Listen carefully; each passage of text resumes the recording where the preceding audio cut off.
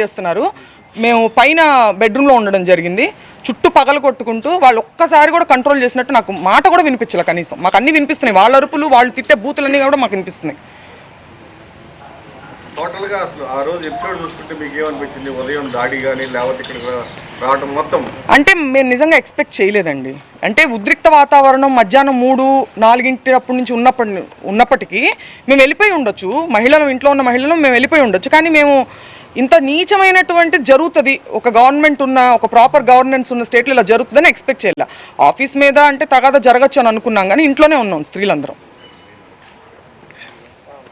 అసలు ఎక్స్పెక్ట్ చేయలేదు కాబట్టి మేము అక్కడే ఉన్నాం, ఖాళీ చేయకుండా మహిళల లోపలే ఉన్నాం. లేకపోతే ముందుగానే వెళ్ళిపోయేవాళ్ళం. దాదాపు రాంబాబు గారు కొన్ని దశాబ్దాల నుంచి ఉన్నారు. ఇలాంటి పరిస్థితి ఎప్పుడన్నా స్టేట్లో ఎక్కడ చూసారా? నేను చూడలేదండి. నా చిన్నప్పటి నుంచి నేను రాంబాబు గారిని చూస్తున్నాను. ఆయన రాజశేఖర రెడ్డి గారితో పాదయాత్ర చేసిన దగ్గర నుంచి, తర్వాత ప్రతిపక్షంలో చాలాసార్లు ఉన్నారు.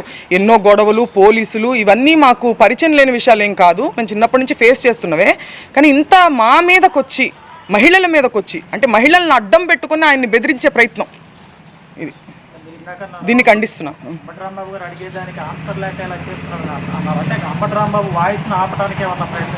ఖచ్చితంగా అదే కదండి. అంబటి రాంబాబు గారు ఎక్కడా దొరకట్లేదు. ముందుగానే ఇప్పుడు దొరికింటే ఎప్పుడో ఆయన ఇబ్బంది పెట్టేవాళ్ళు. ఎక్కడా దొరకట్లేదు. పైగా నన్ను అరెస్ట్ చేయండి అనే ఒక కాన్ఫిడెన్స్ని ప్రదర్శిస్తున్నారు.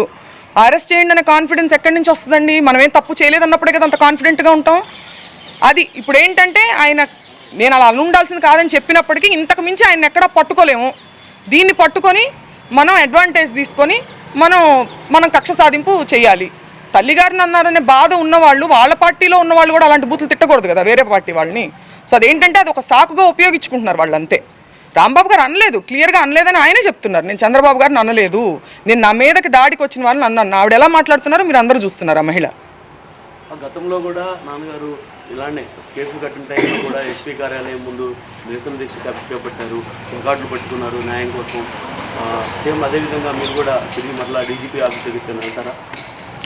మేము ఒక వ్యవస్థ ఉందండి, ఆ వ్యవస్థ మీద నమ్మకం పోయే పని ఇవాళ జరిగింది. బట్ స్టిల్ మేము ఏం చేయాలో అది చేస్తాం. ఏంటి, ఒక లా అండ్ ఆర్డర్, ఒక గవర్నెన్స్ ఉన్నప్పుడు యాజ్ పర్ ద కాన్స్టిట్యూషన్ మేము ఏం చేయగలమో మేము అది చేస్తాం. కేంద్ర మంత్రి అంబటి రాంబాబు సినిమా చూపిస్తాము అని చెప్పడం బ్రహ్మచారి ఎట్లా? చాలా ఘోరం అండి. I'm a doctor two, I respect him as a doctor. But ఆయన అంత పేరు ప్రఖ్యాతి సంపాదించి, అంత చదువుకొని, ఇంకా ఆటవికంగా సినిమా చూపిస్తాము. మీరు చూపించేది ఏంటండి సినిమా? మీరు లా ఫాలో అయ్యే వాళ్ళు అయితే లానే చూపించింది సినిమా. మీరు ప్రత్యేకించి మీరు చూపించాల్సిన అవసరం లేదంటే మీరు వార్నింగ్ చేస్తున్నారు. ఎవరిని వార్నింగ్ చేస్తున్నారు? అంబటి రాంబాబు గారిని వార్నింగ్. సినిమా చూపించడం అంటే వాళ్ళ ఇంట్లో ఆడవాళ్ళని అటాక్ చేయడమా? డాక్టర్ అను గారు దీనికి సమాధానం చెప్పారు.